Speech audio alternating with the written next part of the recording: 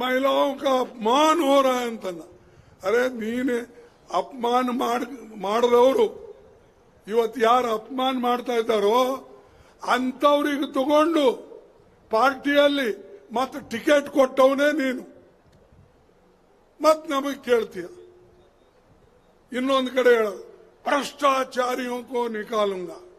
ಯಾರು ಕರಪ್ಷನ್ ಮಾಡ್ತಾರೋ, ಯಾರು ಲಂಚ ತಗೊಳ್ತಾರೋ, ಲಂಚ ತಿಂತಾರೋ ಅವರಿಗೆ ನಾನು ಬಿಡೋದಿಲ್ಲ ಅಂತ ಹೇಳ್ತಾನೆ. ಹೌದಪ್ಪ, ಬಿಡ್ಲಾರ್ದವನು ಲಂಚ ತಿಂದವ್ರಿಗೆ ಒಬ್ರಿಗೊಬ್ರಿಗೆ ಯಾಕೆ ಕರ್ಕೊಳ್ತಾ ಇದ್ದೆ?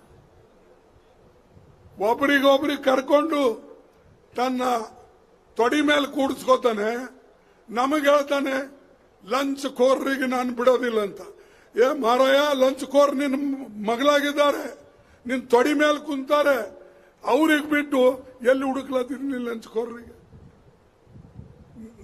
ಸುಮಾರು 23 ಲೀಡರ್ಸ್ ಲಂಚ್ ಕೋರ್ರು ಅಂತೇಳಿ ನೀವು ಹೇಳಿದ್ರಲ್ಲ, ಅವರೆಲ್ಲರಿಗೆ ಮೋದಿ ತಗೊಂಡು ಪಾರ್ಟಿಯಲ್ಲಿ ಯಾರಿಗೆ ಮಿನಿಸ್ಟರ್ ಮಾಡ್ದ, ಯಾರಿಗೆ ರಾಜ್ಯಸಭಾ ಮೆಂಬರ್ ಮಾಡ್ದ, ಯಾರಿಗೆ ಪಕ್ಷದಲ್ಲಿ ದೊಡ್ಡ ಹುದ್ದೆ ಕೊಟ್ಟ, ಈ ಕೆಲಸ ಮಾಡಿದವನೇ ಮೋದಿ.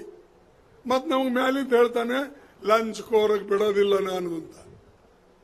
ಈ ನಮ್ಮ ಮೋದಿ ಮತ್ತು ಶಾ ಹತ್ರ ಒಂದು ದೊಡ್ಡ ಲಾಂಡ್ರಿ ಇದೆ.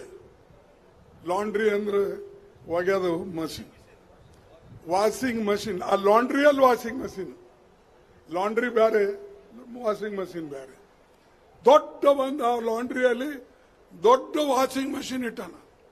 ನಾವೆಲ್ಲ ತಿಳ್ಕೊಂಡಿದ್ದೇವೆ ಇದು ದೋತ್ರ ಒಗ್ಯಾಕೆ, ಶರ್ಟ್ ಒಗ್ಯಾಕೆ, ಕೋಟ, ಅವು ಇವು ಬಟ್ಟಿ ಒಗ್ಯಾಕೆ ಲಾಂಡ್ರಿ ಇರ್ತದಂತ ನಾವು ತಿಳ್ಕೊಂಡಿದ್ದೇವೆ.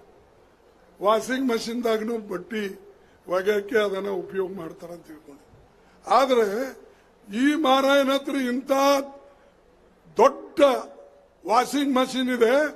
ಮನುಷ್ಯಗೆ ಒಳಗಡೆ ಹಾಕಿದ್ರೆ ಕಲಂಕಿತ ಮನುಷ್ಯ ಕ್ಲೀನ್ ಆಗಿ ಬರ್ತಾನೆ. ಇದು ಜಗತ್ತಿನಾಗ ನಾ ಎಲ್ಲಿ ನೋಡಿಲ್ಲ. ಇಷ್ಟು ದೊಡ್ಡ ವಾಷಿಂಗ್ ಮಷಿನ್ ಕಲಂಕಿತ ಮನುಷ್ಯನಿಗೆ ಒಳಗೆ ಹಾಕಿದ ಮೇಲೆ ಬೆಳ್ಳಗಾಗಿ ಬರ್ತಾರೆ.